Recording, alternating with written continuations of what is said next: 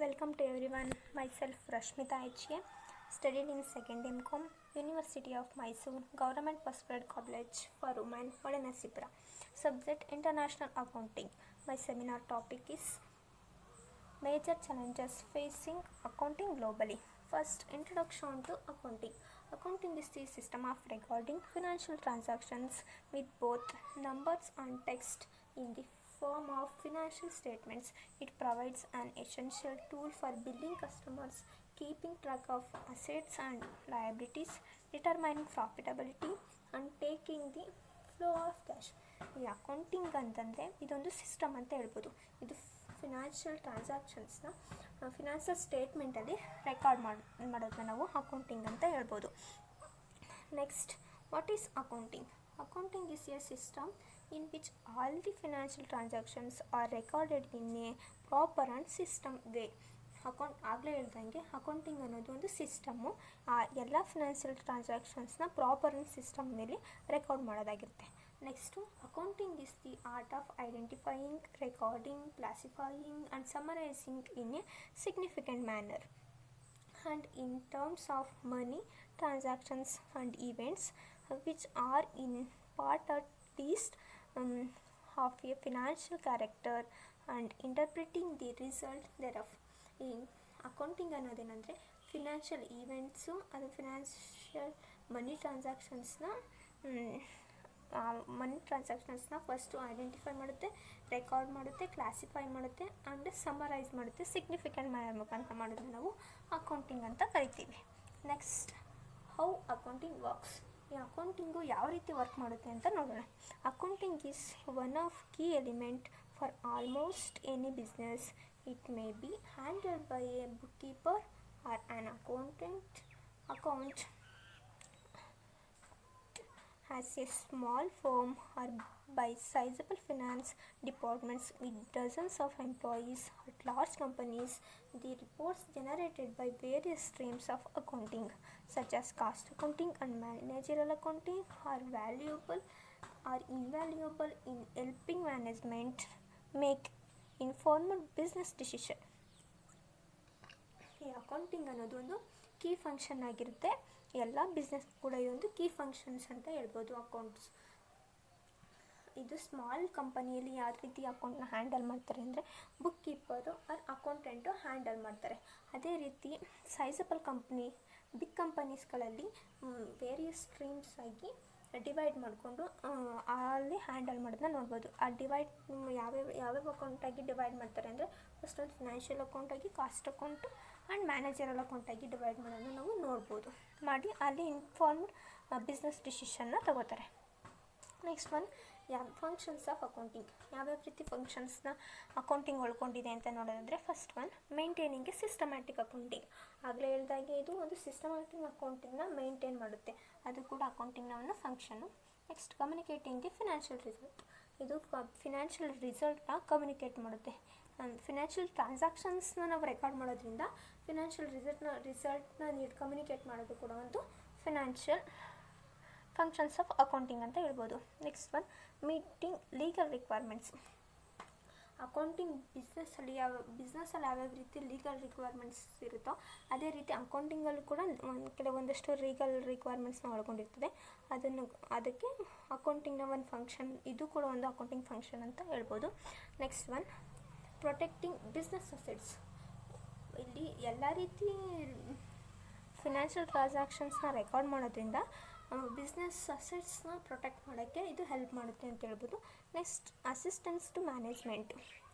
ನಾವು ಫಿನಾನ್ಷಿಯಲ್ ಸ್ಟೇಟ್ಮೆಂಟ್ಸ್ನ financial transactions ಮುಖಾಂತರ ರೆಕಾರ್ಡ್ ಮಾಡಿ ಒಂದು ರಿಸಲ್ಟ್ನ ಕೊಡೋದ್ರಿಂದ ಇದರಿಂದ ಅಕೌಂಟ್ಸ್ನಿಂದ ಮ್ಯಾನೇಜ್ಮೆಂಟ್ ಮಾಡೋಕ್ಕೆ ಕೂಡ ಹೆಲ್ಪ್ ಆಗುತ್ತೆ ಅಂತ ಹೇಳ್ಬೋದು. ಈ ರೀತಿ ಹೇಳೋದನ್ನು ಕೂಡ ನಾವು ಒಂದು ಫಂಕ್ಷನ್ಸ್ ಆಫ್ ಅಕೌಂಟಿಂಗ್ ಅಂತ ಹೇಳ್ತೀವಿ. Next one, international accounting. International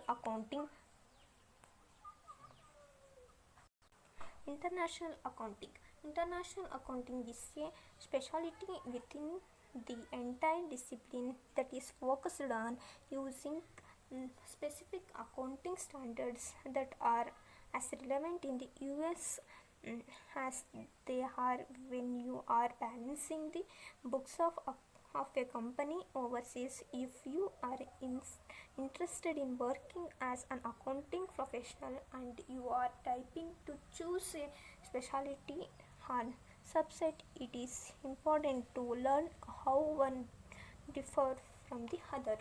ಇದು international wise world wise accounting ಆಗಿರೋದ್ರಿಂದ ಇಲ್ಲಿ ಒಂದು ಸ್ಪೆಷಾಲಿಟಿ ಆಫ್ ಅಕೌಂಟಿಂಗ್ ಇರುತ್ತೆ, ಮತ್ತು ಇದು ಡಿಫ್ರೆಂಟ್ ಅಕೌಂಟಿಂಗ್ ಸ್ಪೆಸಿಫಿಕ್ ಅಕೌಂಟಿಂಗ್ ಸ್ಟ್ಯಾಂಡರ್ಡ್ಸ್ನ ಅಕೌಂಟ್ ಆಗಿರುತ್ತೆ. ಆ specific accounting standards U S dollar ಸ್ಟ್ಯಾಂಡರ್ಡ್ಸ್ನ ರಿಲೆವೆಂಟ್ ಆಗಿರುತ್ತೆ ಅಂತ ಹೇಳ್ಬೋದು. Next one, major challenges facing accounting globally.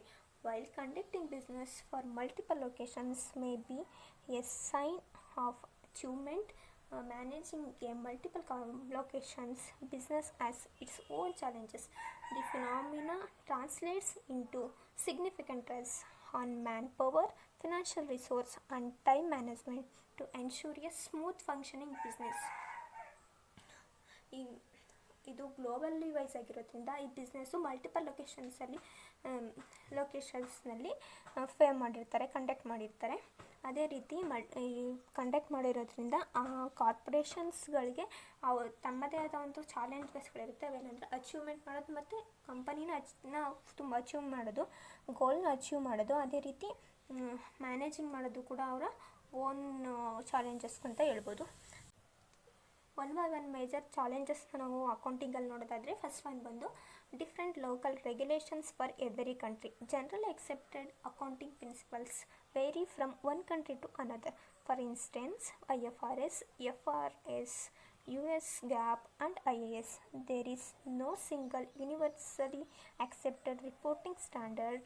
Result regulations to accounting, legal matters, taxation, etc.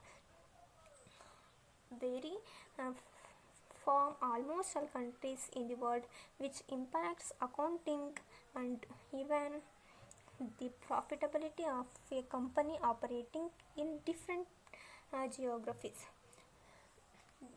Different every ಕಂಟ್ರೀಸಲ್ಲಿ ಒಂದೇ ರೀತಿಯಾದಂಥ ರೂಲ್ಸ್ ಆ್ಯಂಡ್ ರೆಗ್ಯುಲೇಷನ್ಸ್ನ ಅಡಾಪ್ಟ್ ಮಾಡ್ಕೊಂಡಿರಲ್ಲ. ಯಾಕಂದರೆ ಅದು ಮಲ್ಟಿಪಲ್ ಲೊಕೇಶನ್ಸ್ನಲ್ಲಿ ಬಿಸ್ನೆಸ್ ಕಂಡಕ್ಟ್ ಆಗಿರುತ್ತೆ. ಆ ಜಿಯೋಗ್ರಫಿಕಲ್ ಏರಿಯಾಗೆ ತಕ್ಕಂಗೆ ಅವರು ಒಂದು ರೂಲ್ಸ್ ಆ್ಯಂಡ್ ರೆಗ್ಯುಲೇಷನ್ಸ್ನ ಅಡಾಪ್ಟ್ ಮಾಡ್ಕೊಂಡಿರ್ತಾರೆ. ಈಗ ಕೆಲವೊಬ್ಬರು IFRSನ ಅಡಾಪ್ಟ್ ಮಾಡ್ಕೊಂಡಿರ್ಬೋದು, ಇನ್ನು ಕೆಲವೊಬ್ಬರು SFRSನ, ಮತ್ತು ನಮ್ಮ ಇಂಡಿಯಾದಲ್ಲಾದರೆ IASನ ಅಡಾಪ್ಟ್ ಮಾಡ್ಕೊಂಡಿದ್ದಾರೆ. ಆ ರೀತಿ ಡಿಫ್ರೆಂಟಾಗಿ ರೂಲ್ಸ್ ಆ್ಯಂಡ್ ರೆಗ್ಯುಲೇಷನ್ನ ಅಡಾಪ್ಟ್ ಮಾಡ್ಕೊಂಡಿರೋದು ಕೂಡ ಒಂದು ಕಂಪ್ನಿಯಿಂದ ಇನ್ನೊಂದು ಕಂಪ್ನಿಗೆ ನಾವು ಬಿಸ್ನೆಸ್ನ ಮಾಡಬೇಕಾದ್ರೆ ಅಲ್ಲಿ ಅಕೌಂಟೆಂಟ್ನಲ್ಲಿ ಯಾವ ರೀತಿ ರೂಲ್ಸ್ ಆ್ಯಂಡ್ ರೆಗ್ಯುಲೇಷನ್ಸ್ನ ಅಡಾಪ್ಟ್ ಮಾಡ್ಕೊಂಡಿರೋ ಅಂತ ತಿಳಿಯಲ್ಲ.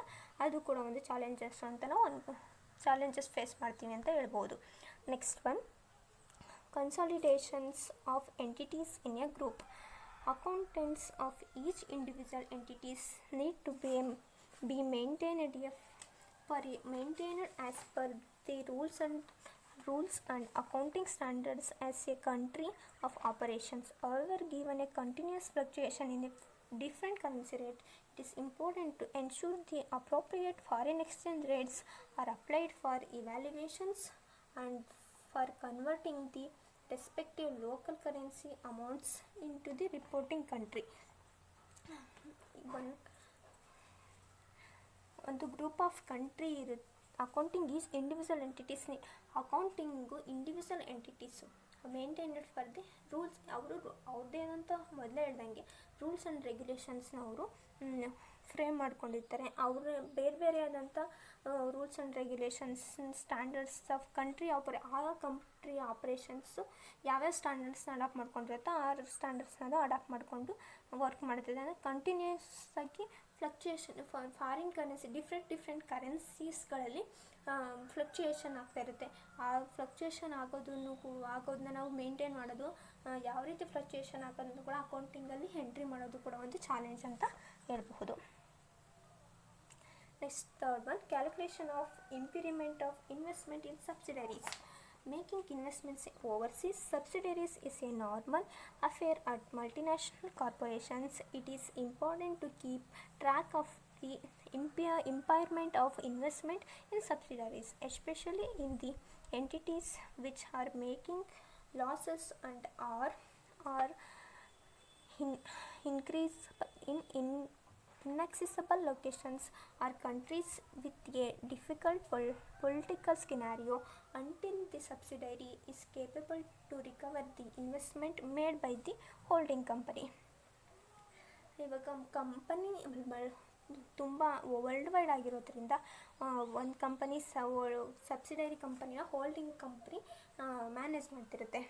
ಆ ರೀತಿ ಸಬ್ಸಿಡರಿ ಕಂಪ್ನಿಗಳಿಗೆ ಇನ್ವೆಸ್ಟ್ ಮಾಡಿರ್ತಕ್ಕಂಥ investors out of the country ಕಂಟ್ರಿಲ್ಲ ಔಟ್ ಆಫ್ ಕಂಟ್ರಿ ಆಗಿರ್ತಾರೆ. ಈ ಹೋಲ್ಡಿಂಗ್ ಕಂಪನಿ ಏನಿದೆ ಅದು ಸಬ್ಸಿಡರಿ ಕಂಪನಿ ಇನ್ವೆಸ್ಟ್ಮೆಂಟ್ನ ಮಿಸ್ಯೂಸ್ ಮಾಡ್ಕೊಳ್ಳುತ್ತೆ. ಯಾವ ರೀತಿ ಅಂದರೆ, ಈಗ ಹೋಲ್ಡಿಂಗ್ ಕಂಪನಿ ಲಾಸಲ್ಲಿದ್ದಾಗ ಮತ್ತು ಡಿಫಿಕಲ್ಟ್ ಪೊಲಿಟಿಕಲ್ ಸ್ಕಿನ್ಯಾರಿಯೋಗಳು ಅದ್ರ ಮೇಲೆ ಗಳಿದ್ದಾಗ ಹೋಲ್ಡಿಂಗ್ ಕಂಪನಿ ಸಬ್ಸಿಡರಿ ಕಂಪನಿ ಇನ್ವೆಸ್ಟ್ಮೆಂಟ್ನ ಮಿಸ್ಯೂಸ್ ಮಾಡ್ಕೊಳ್ಳುತ್ತೆ. ಇದು ಕೂಡ ಒಂದು ಅಕೌಂಟಿಂಗ್ ಚಾಲೆಂಜ್ ಅಂತ ಹೇಳ್ಬೋದು. Next one, transfer pricing and inter company cost allocation. Transfer pricing is fixing the price of goods and services sold between the related entities within a group of entities. For instance, if a subsidiary sells goods and services to the parent company, the considerations for those goods or services paid by the parent to the subsidiary is the transfer pricing ಅಂತ. Transfer ಪ್ರೈಸಿಂಗ್ನ fixing the transfer price, goods and service ಮೇಲೆ ಒಂದು transfer ಪ್ರೈಸಿಂಗ್ನ fix ಮಾಡಿರ್ತಾರೆ. ಈ parent company subsidiary ಕಂಪ್ನಿಗಳಿಗೆ fix ಮಾಡಿರುತ್ತೆ. ಇಷ್ಟೇ ಗೂಡ್ಸ್ಗೆ ನೀವು ಎಂಟಿಟೀಸ್ಗೆ ಸೆಲ್ ಮಾಡಬೇಕು ಅಂತ. ಅದೊಂದು ಗ್ರೂಪ್ ಆಫ್ ಕಂಟ್ರಿ, ಒಂದು ಕಾಸ್ಟ್ ಅಲ್ಲ, ಒಂದು ಇಂಟರ್ ಕಂಪ್ನಿ, ಒಂದು 2-3 ಕಂಪ್ನಿಗಳು ಸೇರಿಕೊಂಡು, ತುಂಬ ಒಂದು 5-6 ಕಂಪ್ನಿಗಳು ಸೇರಿಕೊಂಡು ಒಂದು ಟ್ರಾನ್ಸ್ಫರ್ ಪ್ರೈಸಿಂಗ್ನ ಫಿಕ್ಸ್ ಮಾಡಿರ್ತಾರೆ. ಆ ಫಿಕ್ಸಿಂಗ್ ಪ್ರೈಸ್ನಲ್ಲೇ ಸಬ್ಸಿಡರಿ ಕಂಪ್ನಿ ಸೋಲ್ಡ್ ಮಾಡಬೇಕಾಗುತ್ತೆ ಪೇರೆಂಟ್ ಕಂಪ್ನಿಗೆ. ಇದು ಕೂಡ ಒಂದು ಚಾಲೆಂಜಸ್ ಅಂತ ಹೇಳ್ಬೋದು. Next one, technology changes. Accounting technology has always played A part in making the accountants job just a little eraser as our knowledge of technology increase, so as the accountants ability to analyze the statistical value.